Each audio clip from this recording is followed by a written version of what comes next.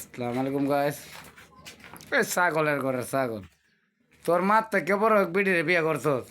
এই বিটির সাথে তোরে মানা রে, প্রেম করে বিয়ে করলি এমন বিটিনের সাথে বিরিত করে। শালার ঘর শালা।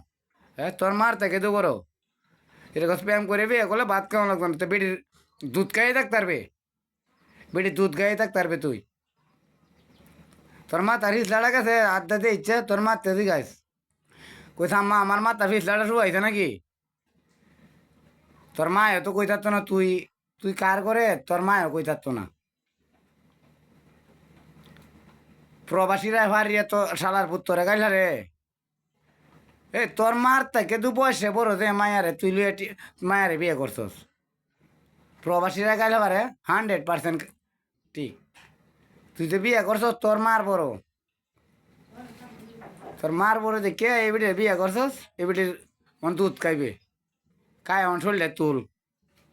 দাড়ি মুছ উঠছে, তোর বিয়ে করার বয়স হয়েছে, বিয়ে তো করছস।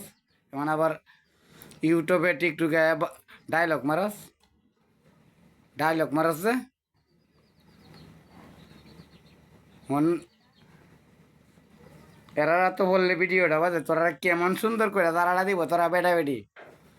হুম, তুই বেটি রেলি লাগিয়েছস কাঙ্কিগিরি শালার ভূত।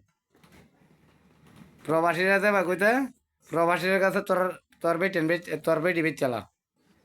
যদি প্রতি প্রবাসী 1 লাখ করে দে দে তে তো তোর মনে কর তোর জীবনে শুয়ে যাইব গা। প্রবাসীর কাছে বেচা দে, বেচ চালা তোর বরে। কলা রুটি কেমন লাগতো না? গরুর গোস্ত বিরিয়ানি খাইতে পারবি।